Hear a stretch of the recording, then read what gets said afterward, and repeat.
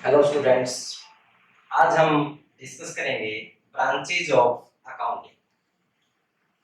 आपने अभी स्टडी किया IMRCS मीन्स बिजनेस के जितने भी ट्रांजैक्शन थे आपने उनको क्या किया, आइडेंटिफाई किया कि जोन से ट्रांजैक्शन बिजनेस ट्रांजैक्शन है उसको हम रिकॉर्ड करेंगे, लेकिन तब तक रिकॉर्ड नहीं करेंगे जब तक उसको मनी में कन्वर्ट ना करें। उसके बाद जब हम उसको रिकॉर्ड करेंगे तो रिकॉर्डिंग के लिए सबसे फर्स्ट टाइम जहां रिकॉर्ड करते हैं कौन सी बुक थी वो आपकी जर्नल। जर्नल से हम उसमें क्लासिफाई करेंगे।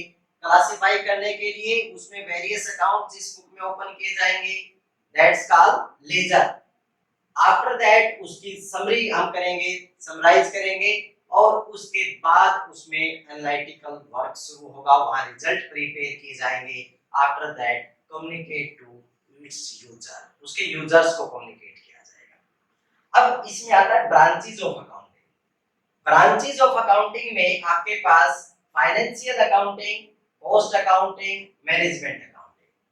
फाइनेंशियल अकाउंटिंग मींस आपके पास जहां पर हम बिजनेस के जो फाइनेंशियल ट्रांजैक्शन को रिकॉर्ड करेंगे at the time of preparation of final account, हम इसमें यहां पर क्या कैलकुलेट करेंगे, उस बिजनेस का प्रॉफिट और लॉस, नो प्रॉफिट और लॉस को हम कैलकुलेट करेंगे। यहां पर ये फाइनेंशियल अकाउंटिंग होगी। इसमें trading account, profit and loss account and balance sheet prepare की जाएगी, तो ये आपके पास फाइनेंशियल अकाउंट में आएगा। कॉस्ट अकाउंटिंग इसके नाम से स्पष्ट है कि इसमें जो अपने पास बहुत बड़ी मैन्युफैक्चरिंग यूनिट्स होती हैं वो उसमें आपकी जितनी कॉस्ट कैलकुलेट की जाएगी, कॉस्ट के कितनी कैलकुलेट होगी। सपोज करो कि आपके पास कोई मोबाइल का बिजनेस है, उस मोबाइल के मैन्युफैक्चरिंग में कॉस्ट क्या आती है ये इसमें कैलकुलेट करेंगे, तो आपके पास यहाँ पर कॉस्ट का कैलकुलेशन होता है cost accounting. Management accounting, management accounting के अंदर ये आपके पास क्या होगा, इसमें मैनेजमेंट को जितने डिसीजन लेने होते हैं, मैनेजमेंट ने जो पॉलिसीज अडॉप्ट करनी पड़ती हैं उनके लिए ये आपके पास रॉ मटेरियल प्रोवाइड करते हैं। इसमें जो मैनेजमेंट से रिलेटेड इंफॉर्मेशन के बिहाफ पर मैनेजमेंट इसमें डिसीजन लेती है। एग्जाम के पॉइंट ऑफ व्यू से ये पॉइंट इतना इंपॉर्टेंट नहीं है, लेकिन ये इसकी आपको जानकारी होनी चाहिए। अब क्वेश्चन आता है इसमें बुक कीपिंग एंड अकाउंटिंग में क्या रिलेशन है, क्या डिफरेंस है। बुक कीपिंग आपने अभी इसमें डिस्कस किया था कि जो बिजनेस में हम identification, measurement, recording, classification, summarising, analysing और कम्युनिकेशन, ये आपके पास अकाउंटिंग एक प्रोसेस जो आपने लास्ट वीडियो में देखा। इस प्रोसेस में आपके पास अगर हम आइडेंटिफिकेशन करते हैं, हम इसमें आइडेंटिफाई करते हैं ट्रांजैक्शन का, जो आइडेंटिफिकेशन के बाद मेजरमेंट होता है, रिकॉर्डिंग होती है और क्लासिफिकेशन। यहां तक आपके पास जो एक्टिविटी होंगी वो आपके पास बुक कीपिंग में इंक्लूड किया जाएगा। उसके बाद आपका जो आगे का जो फंक्शन है वो आपका क्या होगा, उसमें अकाउंटिंग में इंक्लूड किया जाएगा। तो इसमें बुक कीपिंग आपके पास एक रूटीन वर्क है। बुक कीपिंग के अंदर रूटीन वर्क है, मींस कोई भी बिजनेस का ट्रांजैक्शन होगा, उस ट्रांजैक्शन को हम आइडेंटिफाई करेंगे, उसका मेजरमेंट करेंगे, उसको हम रिकॉर्ड करेंगे। फर्स्ट टाइम रिकॉर्ड करेंगे जर्नल में, उसको क्लासिफाई करेंगे। तो वो आपके पास क्या है कि रूटीन वर्क है, और ये आपके पास एक एनालिटिकल वर्क है। यहां पर इसमें उसको एनालाइज किया जाएगा, उसके रिजल्ट प्रिपेयर किए जाएंगे। बुक कीपिंग एक जूनियर स्टाफ भी कर सकता है, लेकिन यहां पर एक स्पेशल जो स्किल का पर्सन यानी एक सीनियर स्टाफ इसको करता है। बुक कीपिंग का वर्क करने के लिए कोई स्पेशल स्किल की रिक्वायरमेंट नहीं होती। इसमें एक क्लर्क टाइप का जो पर्सन है वो कर सकता है, लेकिन यहाँ पर एक स्पेशलाइज्ड स्किल वाले पर्सन की यहाँ पर रिक्वायरमेंट होगी, जिसको अपने बिजनेस के, जिसको अपने मैनेजमेंट से रिलेटेड, अपने अकाउंट्स के प्रिंसिपल्स की नॉलेज हो, स्पेशलाइज्ड पर्सन की उसकी रिक्वायरमेंट होती है एज लाइक सीए। तो इसमें बुक कीपिंग वर्सेस अकाउंटिंग, इसमें इसका डिफरेंस और इसका आप मेजरमेंट कर सकते हैं। इसके बाद आता है ऑब्जेक्टिव ऑफ अकाउंटिंग। अब आपने अकाउंट्स में पढ़ा, इसके कुछ ऑब्जेक्टिव्स हैं। फर्स्ट है to record financial transaction and events. Business में जितने भी हमारे ट्रांजैक्शन होते हैं, वो आपके पास हमारे फाइनेंशियल ट्रांजैक्शन को रिकॉर्ड, एक प्रॉपर्ली रिकॉर्ड किया जाता है, एक सिस्टमैटिक वे में रिकॉर्ड किया जाता है। तो ये आपके पास अकाउंट का एक ऑब्जेक्ट है। इससे अपने पास अकाउंट्स के सहायता से हम अपना एक रिकॉर्ड मेंटेन कर पाते हैं, फाइनेंशियल ट्रांजैक्शंस को सारे रिकॉर्ड कर पाएंगे। To determine profit and loss. हमारे पास अगर हम फाइनेंशियल ट्रांजैक्शन को रिकॉर्ड करते हैं तो आपके पास प्रॉफिट और लॉस को कैलकुलेट करना बड़ा इजी हो जाएगा। यानी हम इससे आपका बिजनेस का एक प्रॉफिट और लॉस जो है वो कैलकुलेट कर सकते हैं। Next, to determine financial position of business. Financial position business की मींस उसके हम एक फाइनेंशियल पोजीशन को चेक कर सकते हैं, फाइनेंशियल पोजीशन हम बना सकते हैं। इसमें हम उसके एक बैलेंस शीट बनाएंगे। बैलेंस शीट में हमारी उसकी एसेट्स और लायबिलिटीज बिजनेस की कितनी है, उसको हम इसमें डिटरमाइन कर सकते हैं कि बिजनेस की एसेट्स और लायबिलिटी कितनी है। असिस्टेंट टू मैनेजमेंट, इसमें अकाउंटिंग हमारे पास मैनेजमेंट को भी असिस्ट करती है, मैनेजमेंट की भी सहायता करती है। मैनेजमेंट को टाइम टू टाइम जो डिसीजन लेने होते हैं, वो हमारे पास जो पास्ट में जितनी इंफॉर्मेशंस हैं, उस इंफॉर्मेशन के बिहाफ पर डिसीजन लेंगे और वो इंफॉर्मेशन प्रोवाइड कौन करवाएगा, अकाउंटिंग प्रोवाइड करवाएगा। तो वो आपके पास क्या है, वो असिस्ट करता है मैनेजमेंट को, ये अकाउंट। ये भी इसका एक ऑब्जेक्ट है। Communication, communicating to information to various users. Business की जो इंफॉर्मेशन है उसके जो यूजर्स होते हैं, यूजर्स में आपने कल डिस्कस भी किया था कि उसके इंटरनल और एक्सटर्नल यूजर्स।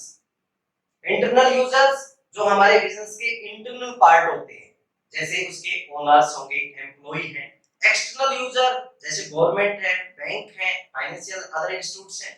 तो वो आपके पास हमारे इसकी अकाउंटिंग के एक ऑब्जेक्ट्स में ये भी काउंट किया जा सकता है कि जो उसके यूजर्स हैं उनको हम इंफॉर्मेशन प्रोवाइड करता है अकाउंट्स उनको वेरियस जो पार्टीज हैं उनको वो इंफॉर्मेशन प्रोवाइड करेगा कि हमारे पास जो उसके यूजर्स जैसे एम्प्लॉय हैं, एम्प्लॉय उसमें अकाउंट्स में इंटरेस्ट रखेंगे कि उसकी अगर प्रॉफिट हाई है, प्रॉफिट ज्यादा है, तो वो अपनी सैलरी और बोनस को इंक्रीज करवाने की डिमांड कर सकते हैं। हमारे जो पोटेंशियल इन्वेस्टर हैं, हमारी फाइनेंशियल पोजीशन को देख करके हमारी इस इंफॉर्मेशन के थ्रू अपने बिजनेस में इन्वेस्ट करने का उसमें मन बना सकते हैं। तो ये आपके पास अब ऑब्जेक्टिव्स हैं, ऑब्जेक्टिव ऑफ अकाउंटिंग। अब इसमें पार्टीज आता है। Parties interested in accounting information. हमारी अकाउंटिंग इंफॉर्मेशन में कौन कौन इसके यूजर्स जो इसमें इंटरेस्ट रखते हैं। इसके यूजर्स आपने डिस्कस किया था, इंटरनल और एक्सटर्नल यूजर होते हैं। इंटरनल यूजर जो उसमें इंटरनल जो बिजनेस के इंटरनल पर्सन होते हैं, जैसे उसकी मैनेजमेंट है, एम्प्लॉय है, तो वो आपके, और कुछ एक्सटर्नल भी होते हैं। तो हम इसमें एक एक करके इसमें हम कुछ पॉइंट इसमें डिस्कस करेंगे। फर्स्ट है ओनर। ओनर कौन? उस बिजनेस का ओनर। अगर हमारे पास ये बिजनेस सोल प्रोप्राइटरशिप बिजनेस है तो उसका सिंगल पर्सन होगा। हमारे पास उसमें कंपनी है तो उसके ओनरशिप में शेयर होल्डर्स हो सकते हैं। तो ओनर कोई भी होगा वो हमारी अकाउंटिंग इंफॉर्मेशन के अंदर इंटरेस्ट रखेगा कि हमें प्रॉफिट है कि लॉस है, वो हमारी क्या फाइनेंशियल पोजीशन है, तो उसके ओनर्स उसमें इंटरेस्ट रखते हैं। सेकंड है पोटेंशियल इन्वेस्टर्स। इसमें इन्वेस्टर के साथ एक वर्ड इसमें जोड़ा गया, पोटेंशियल, संभावित विनियोगता। जो हमारे इन्वेस्टर्स जो बिजनेस में इन्वेस्ट कर रखे हैं वो हमारे इन्वेस्टर्स हैं, कुछ इन्वेस्टर्स ऐसे होते हैं जो एट प्रेजेंट हमारे इन्वेस्टर नहीं है बट इन फ्यूचर हो सकते हैं। वो हमारी फाइनेंशियल पोजीशन को देख करके हमने पैसा इसमें इन्वेस्ट करने और ना करने का वो डिसीजन लेते हैं, तो दैट्स कॉल्ड पोटेंशियल इन्वेस्टर। वो इन्वेस्टर हमारी फाइनेंशियल पोजीशन को, हमारी अकाउंटिंग इंफॉर्मेशन को देख करके ही हमारे यहाँ डिसीजन लेंगे। वो अपना डिसीजन देखेंगे कि भी हम उसमें बिजनेस में हम पैसा इन्वेस्ट करें या ना करें। Next, employ. अकाउंटिंग इंफॉर्मेशन में इंटरेस्ट रखने वाले अपने एम्प्लॉय, ये इंटरनल पार्ट का होगा, ये हमारे एम्प्लॉय भी होंगे कि जो एम्प्लॉय हमारा बिजनेस का यहाँ एम्प्लॉय है वो अपने बोनस की डिमांड तब कर सकता है मैनेजमेंट के पास जब बिजनेस में प्रॉफिट होंगे। और अगर बिजनेस में प्रॉफिट होंगे और प्रॉफिट की इंफॉर्मेशन उसको कहां से मिलेगी? प्रॉफिट की इंफॉर्मेशन उसको अकाउंट से मिलेगी। और अकाउंट्स की इंफॉर्मेशन में जब वो प्रॉफिट को शो होगा तो वो अपने सैलरी या बोनस की डिमांड कर सकता है।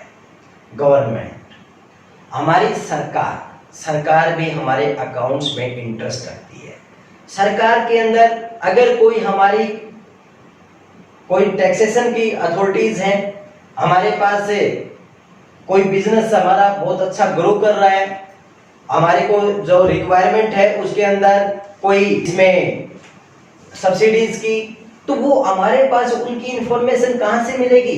अकाउंट से। तो अकाउंटिंग इंफॉर्मेशन में इंटरेस्ट रखने वाली एक पार्टी हमारी गवर्नमेंट भी हो सकती है। रिसर्चर्स, जो रिसर्च करने वाले पर्सन हैं वो भी हमारी जो वेरियस कंपनीज हैं उनके अकाउंट्स की इंफॉर्मेशन में इंटरेस्ट रखते हैं। वो अपने मार्केट के सर्वे करते हैं, कंपनी की जो हमारी परचेज, सेल, हमारी इनकम, एक्सपेंडिचर, प्रॉफिट लॉस की स्टडी करते हैं। तो रिसर्च करने वाले भी हमारे इसमें यूजर्स हो सकते हैं। नेक्स्ट इसमें आता है एडवांटेज ऑफ अकाउंटिंग। अकाउंटिंग की क्या एडवांटेज है? एडवांटेज ऑफ अकाउंटिंग के अंदर हमारे पास हेल्पफुल इन मैनेजमेंट, मैनेजमेंट में हेल्पफुल है। मैनेजमेंट के लिए कैसे हेल्पफुल होगा? मैनेजमेंट के लिए हमारे पास मैनेजमेंट ने जो डिसीजन लेने हैं उन डिसीजन के लिए उनको एक बेस चाहिए, और बेस कहां से बनेगा? वो अकाउंटिंग इंफॉर्मेशन से बनेगा। अकाउंटिंग इंफॉर्मेशन के द्वारा ही हम उसके अंदर हमारे जो मैनेजमेंट है वो डिसीजन लेगी, पॉलिसीज बनाएगी। तो वो हमारे को किसको हेल्प करेगा? मैनेजमेंट को। Accounting provide complete and systematic record. हम किसी भी बिजनेस में प्रॉफिट और लॉस तब जान पाएंगे जब हम उसका एक सिस्टमैटिक रिकॉर्ड मेंटेन करें। और अकाउंट्स हमारे को ये एक एडवांटेज देता है कि वो अपना कंप्लीट और एक सिस्टमैटिक रिकॉर्ड मेंटेन किया जा सकता है। नेक्स्ट, इंफॉर्मेशन रिगार्डिंग प्रॉफिट और लॉस। अकाउंटिंग के थ्रू हमारे पास प्रॉफिट और लॉस एक पार्टिकुलर पीरियड के बाद हम चेक कर सकते हैं कि हमारे बिजनेस का कितना प्रॉफिट है और कितना लॉस। ये कब? ये हमारे पास जब हम एक सिस्टमैटिक रिकॉर्ड मेंटेन करेंगे। अकाउंटिंग का ये भी एक एडवांटेज है कि हमारे पास एक पार्टिकुलर पीरियड के बाद हम उसमें बिजनेस का प्रॉफिट और लॉस चेक कर सकते हैं, फाइंड आउट कर सकते हैं। Next, information regarding financial position.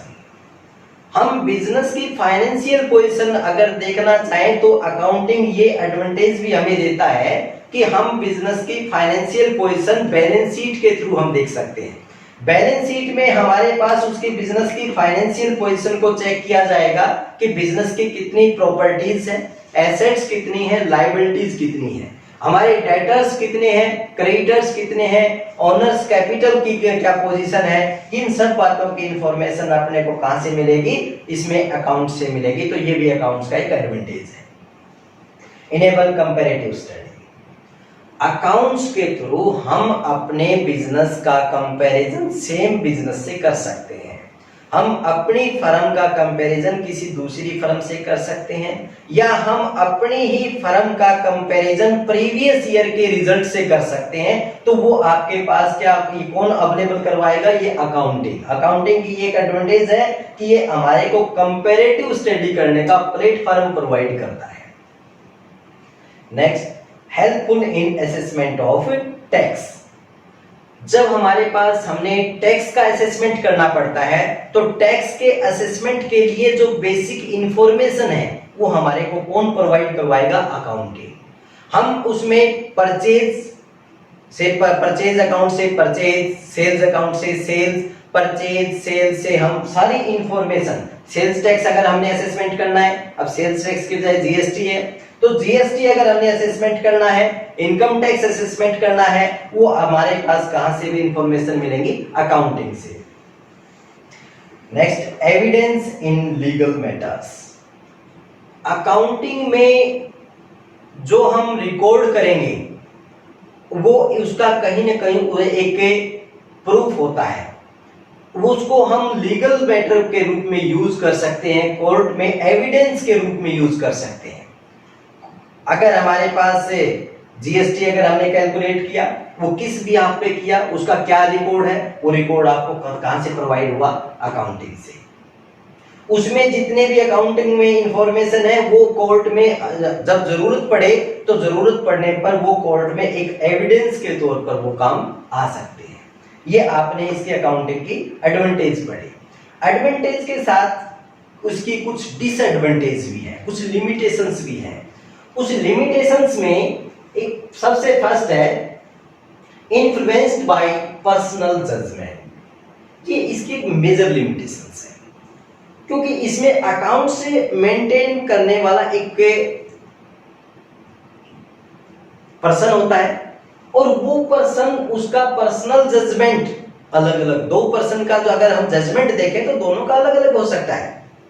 Suppose अगर वो डेप्रिसिएशन अगर लगाना है किसी फिक्स एसेट के ऊपर, तो कोई आपके पास उसमें जो मेथड है वो फिक्स इंस्टॉलमेंट मेथड या डिमिनिशिंग बैलेंस मेथड कोई अडॉप्ट कर सकता है, तो ये पर्सनल जजमेंट से अफेक्टेड होता है। तो इसकी एक लिमिटेशन ये है कि ये पर्सनल जजमेंट से ये इफेक्टेड हो सकता है। बेस्ड ऑन अकाउंटिंग कॉन्सेप्ट, हमारे पास ये अकाउंटिंग कॉन्सेप्ट के ऊपर डिपेंड होता है। हिस्टोरिकल कॉन्सेप्ट इसमें हो सकती है। सपोज इसमें अगर आपने आज कोई बिल्डिंग परचेज किया, आपने अगर कोई आज बिल्डिंग परचेज किया ₹25 lakhs, तो रिकॉर्ड अगर हम करेंगे उसमें 25 lakhs से ही करेंगे। अगर इसकी आज मान लीजिए कुछ समय के बाद इसकी अगर मार्केट वैल्यू 30 lakhs हो जाती है, हम उस 30 lakhs को रिकॉर्ड नहीं करेंगे।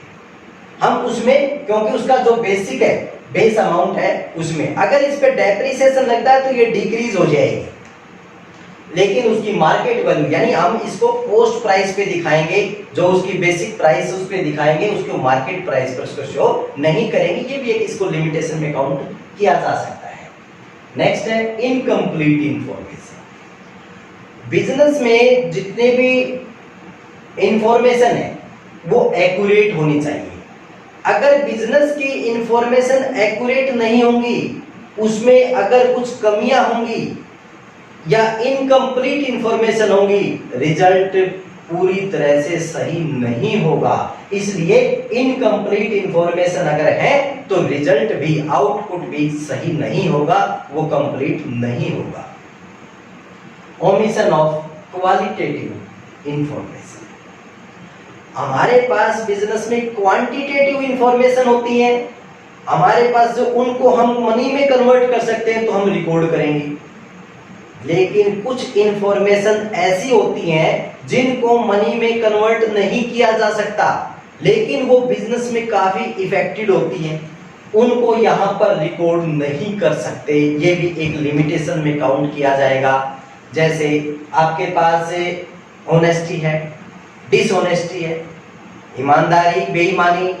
हमारे पास अगर अपना जो स्टाफ है वो टाइम पे काम नहीं कर रहा है, नहीं आ रहा है, तो बिजनेस को लॉस होगा। कितने रुपए का होगा, उसको मनी में काउंट नहीं कर सकते, मनी में कन्वर्ट नहीं कर सकते, तो वो आपके पास क्या होगा, वो क्वालिटेटिव इंफॉर्मेशन को हम रिकॉर्ड नहीं कर सकते। ये भी एक लिमिटेशन में काउंट किया जाएगा। अफेक्टेड बाय विंडो ड्रेसिंग, ये इसका काफी इंपॉर्टेंट लिमिटेशन है। विंडो ड्रेसिंग, विंडो ड्रेसिंग झूठा दिखावा।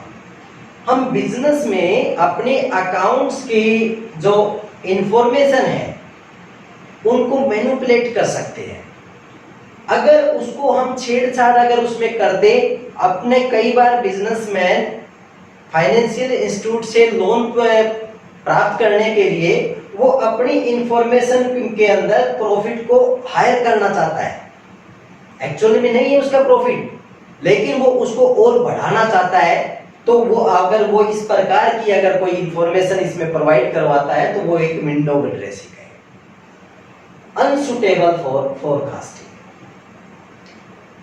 बिजनेस में जो हमारी फाइनेंशियल पोजीशन को जो शो कर रही है, जो इंफॉर्मेशन हमारे पास उपलब्ध है, उन इंफॉर्मेशन के बेस पर हम फोरकास्टिंग कर सकते हैं कि हमारे पास सपोज करो कि सेल हमारे पास लास्ट ईयर के अंदर, प्रीवियस ईयर के अंदर हमारे पास जो सेल है वो 2 लाख रुपीस की है। करंट ईयर में अपने पास सेल्स कितने रुपए की है? 3 लाख रुपीस की है।